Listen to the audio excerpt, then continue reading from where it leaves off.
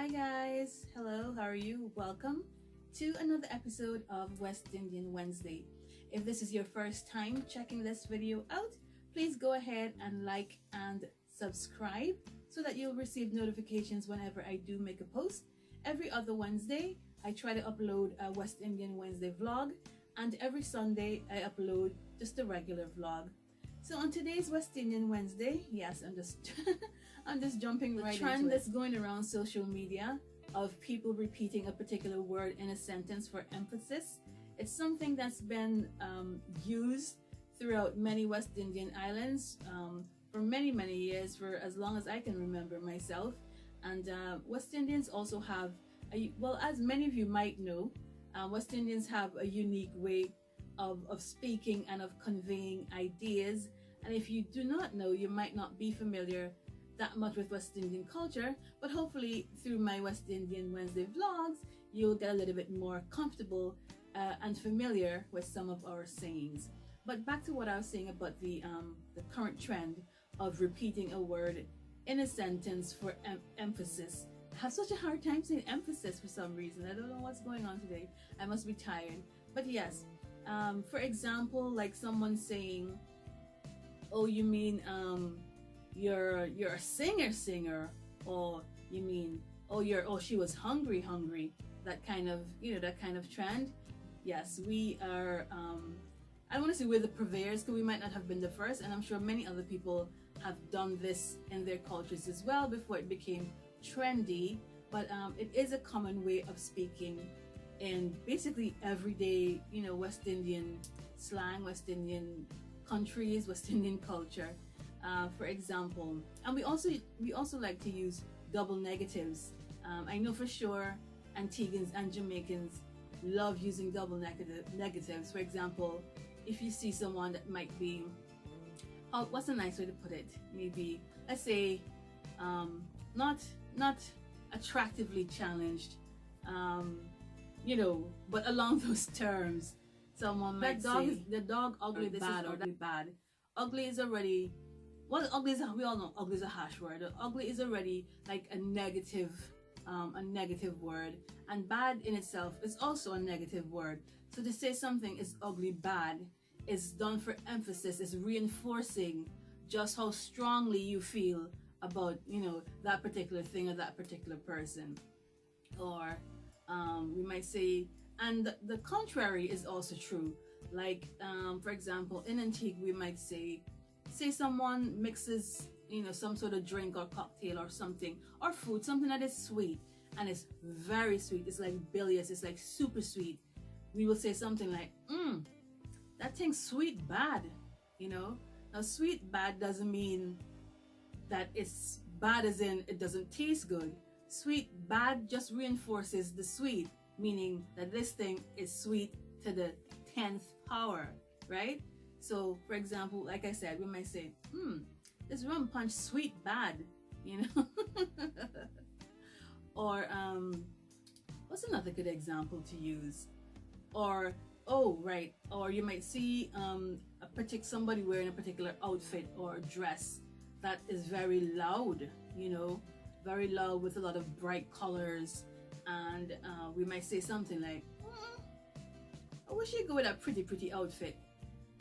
In English, oh, where's she going with that extravagantly pretty outfit, or that very bright or very loud outfit? Now, pretty doesn't mean, in this case, pretty doesn't necessarily mean good. It means that that outfit is actually quite obnoxious because it's just very loud, Of course, we're not taking into consideration things like people's personal taste. This is not being, PC and all of that sort of stuff. You're not taking into consideration that somebody might like their outfit. To you, you're just looking at it as, oh my goodness, that is a very loud outfit. So you might be like, oh, that dress pretty bad. I wouldn't wear that, And various forms of speaking and slangs that have been adapted and adopted in many cultures that are not indigenous to the West Indies, mostly because West Indians migrate, so much. Caribbean people travel so much and basically live all parts of the globe, all parts of the world. And anywhere that we're living, best believe that we are slowly, bringing our culture, not infiltrating, but we're slowly bringing our culture, sharing our culture. We're very proud of our culture and our cultural heritage, and we just tend to take it anywhere we go because we think it's nice, and it should be shared, so we share it. Yeah.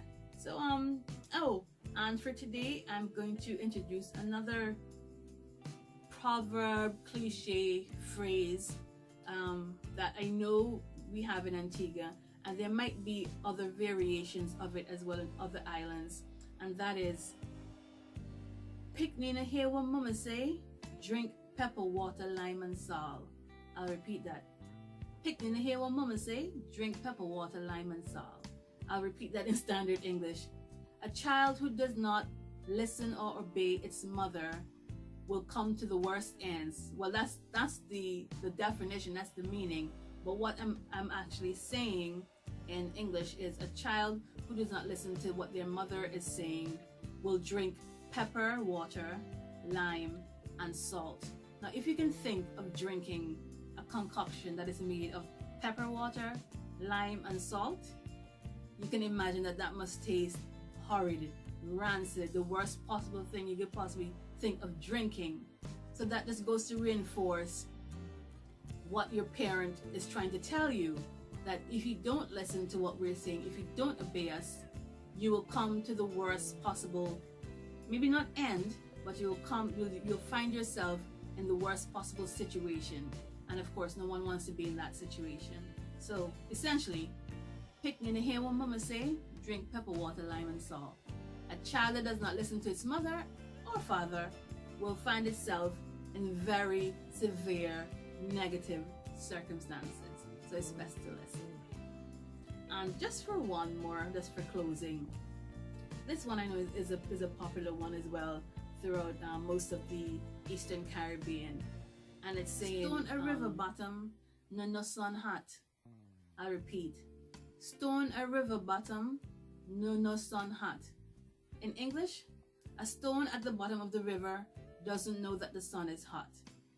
Think about that. What do you think that would mean?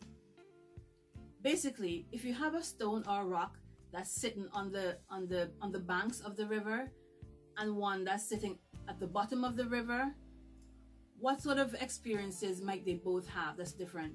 The one that's sitting on the river bank will be feeling the full effect of the sun, and obviously the one who's sitting on the bottom of the riverbed will have no idea that the sun is even hot, right? So basically, the person who is in negative or dire circumstances know how they feel.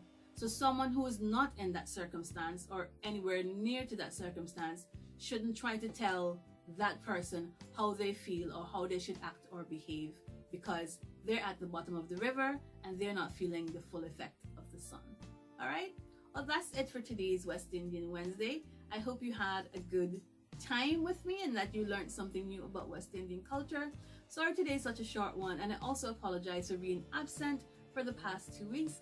I have been ill with the flu and I am just now feeling better. So I'll try and do my best and have my regular uploads.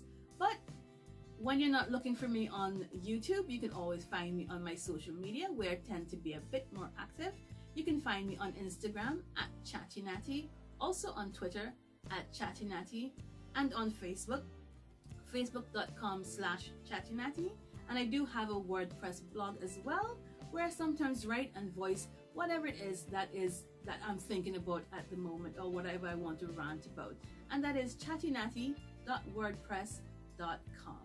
All right, thanks so much for watching, guys, and see you in the next one.